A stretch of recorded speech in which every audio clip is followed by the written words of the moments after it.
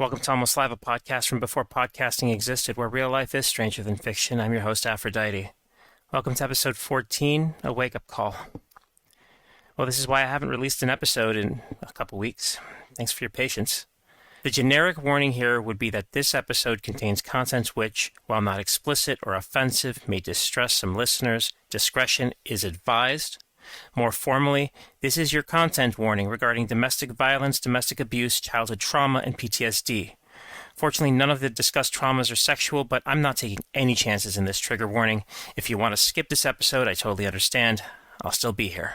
Of all the topics I was hoping to talk about in this podcast, I never thought this particular topic would come up, as while I do discuss that which I have lived through, I didn't think domestic violence and domestic abuse would be on that list.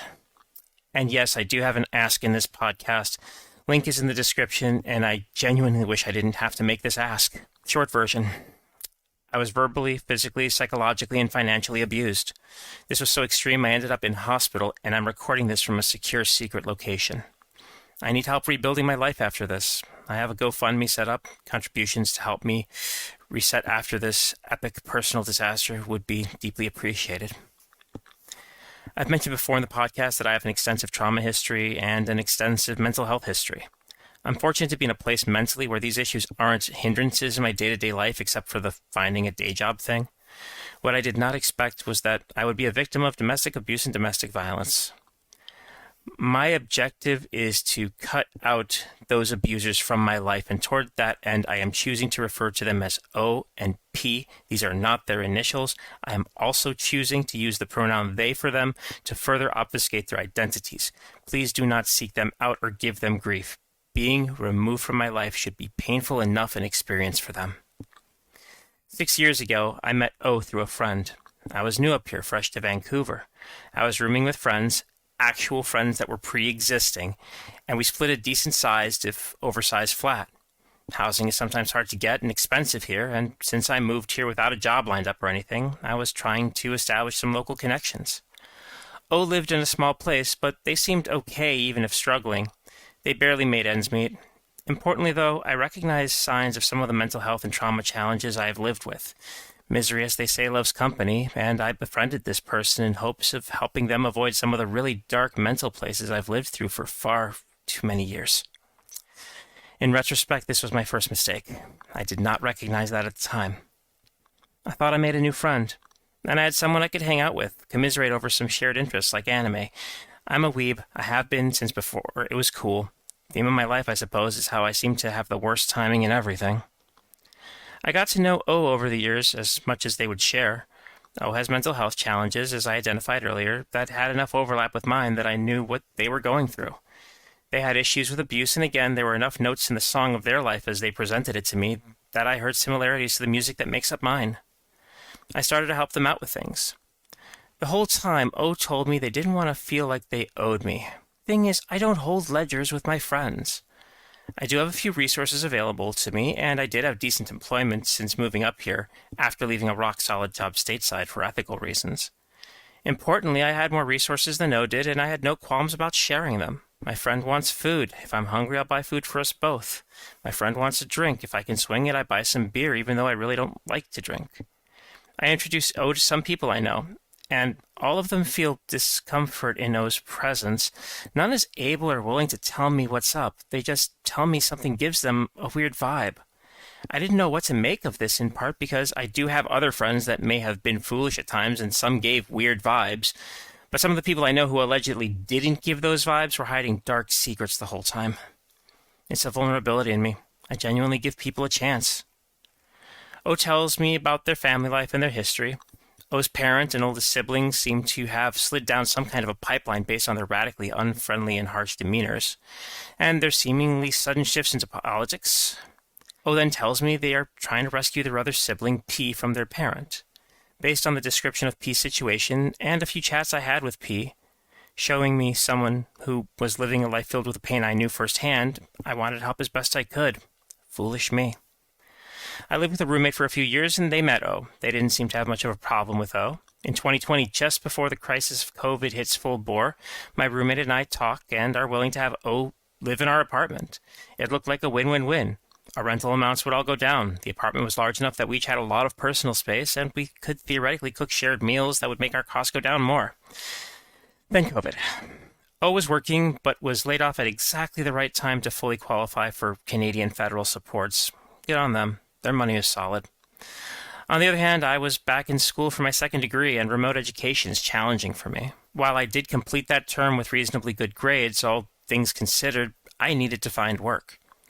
I'm struggling with money at this point, and I am still making my rent and paying my bills mostly, but I'm also not getting much help from O.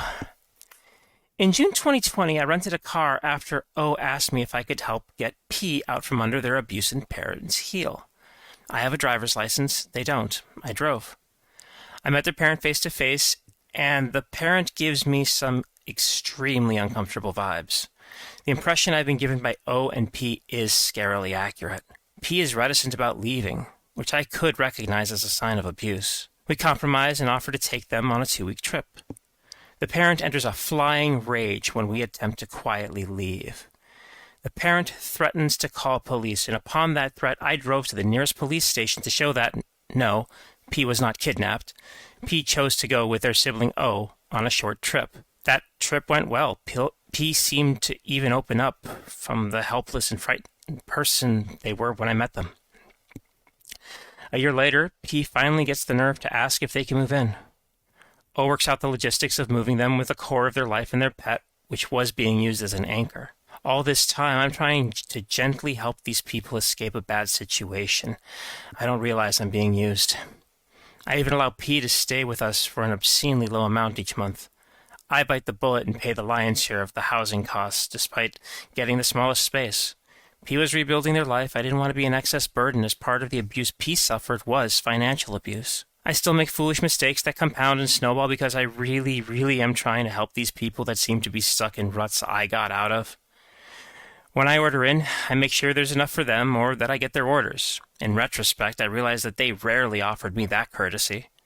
When they need medical care, be it medicines or doctor visits, I'm the one that drives them there or guides them how to get care, goes to pick up their meds.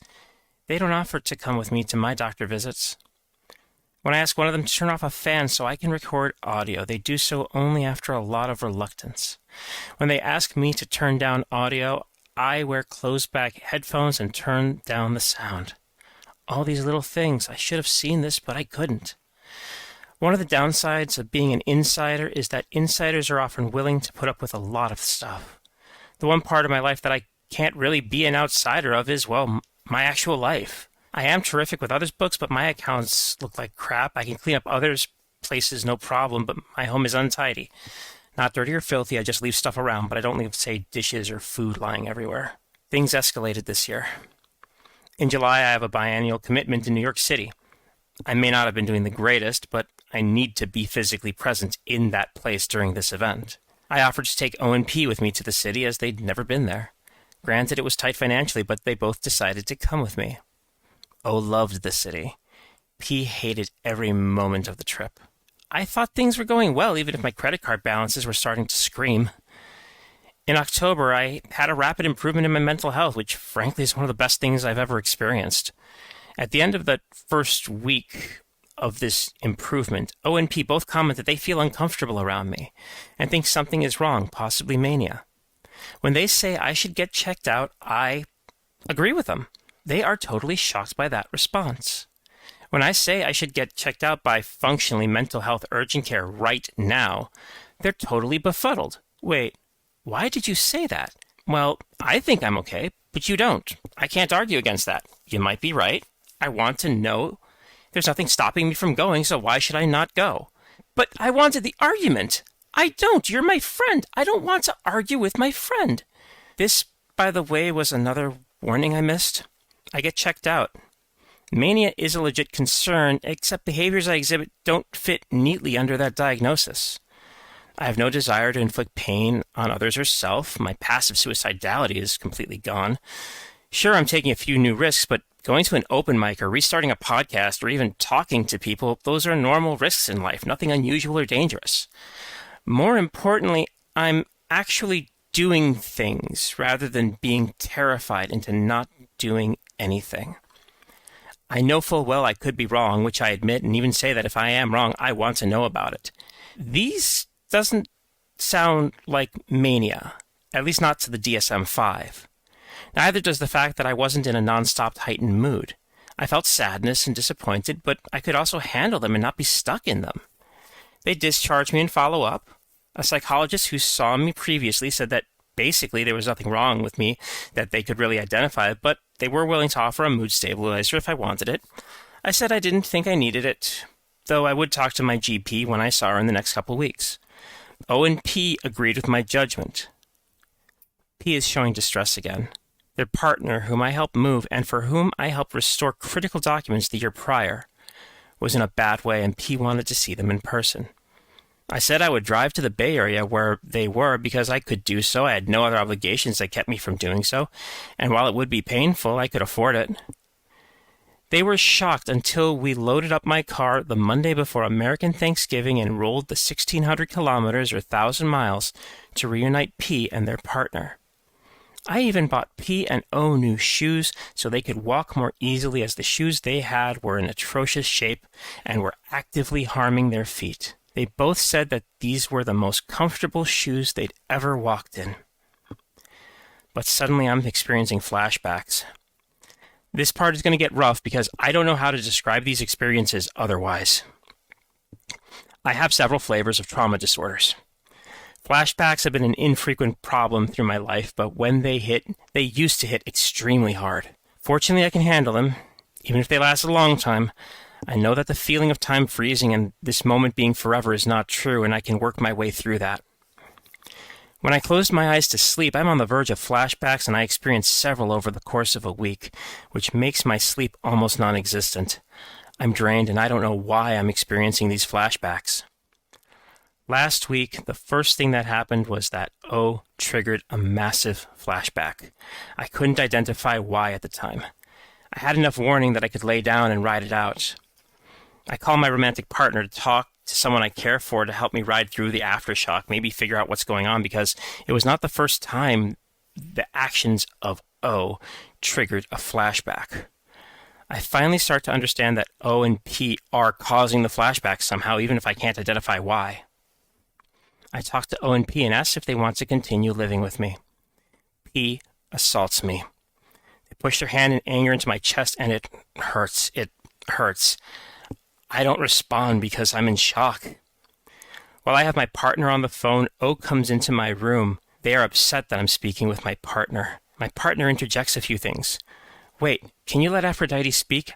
I try to speak. O speaks over me. My partner then says, hold on. Why won't you let her speak? That's a sign of abuse. O freaks out and leaves. I'm in a panicked state. The A word describing my situation didn't cross my mind until then. My partner then talks a little more to me to help me calm down. Then O returns. O suggests that I should perhaps consider taking that medication. My partner speaks up for me. You're trying to rewrite history. You said before you didn't think she needed that medication. Now you do? That's gaslighting. O gets extremely angry. My partner is trying to advocate for me over the phone, but I still am not allowed to speak by O. O takes my phone and throws it into the wall. Fortunately, my phone is well protected. I take this as an attack on my partner, and I am upset. As I stand up and attempt to engage to find out what's going on, I instantly get hit by a horrific flashback, no warning. I fall hard onto the concrete floor. I land on my elbow, my knee, my back, my head. I can't move.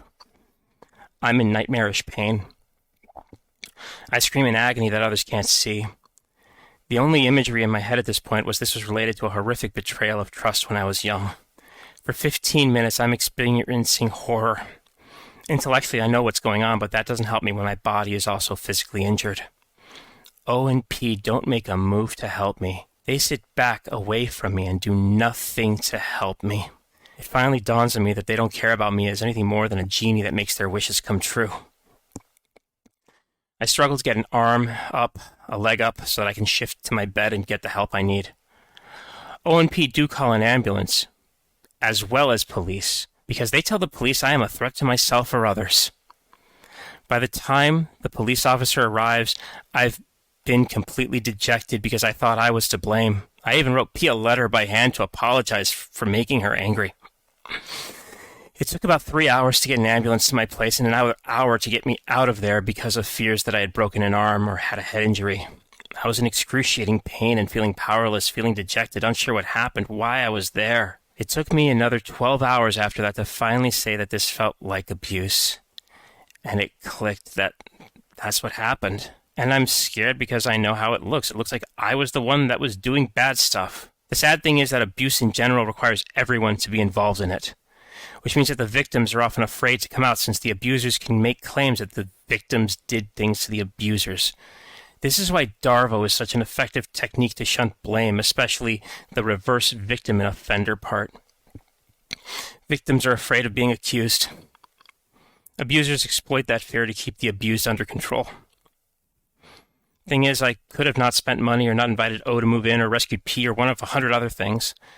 I'm not trying to shunt the fault I have in this. I'm trying to just pick up the pieces afterward. Rebuilding a shattered life is brutally hard work, and I know that I will miss fragments and some of the shards will be too sharp to handle for a while. And that's why I'm asking for help. I feel so awkward asking for help that I need to reset my life and get O and P out of it. It's nothing anyone ever wants to need to do. Sorry. At the same time, I feel so disappointed that my kindness and generosity was so abused by people that cared nothing for me while pretending to be my friends. A GoFundMe is admittedly a long shot, but right now, since I am still looking for work and I need help to reset things and get my abusers out of my life, I'm hopeful that people will help me become fiscally safe as they've been helping me be physically safe. Thanks for listening. I hope you have a fantastic festive season and an amazing new year.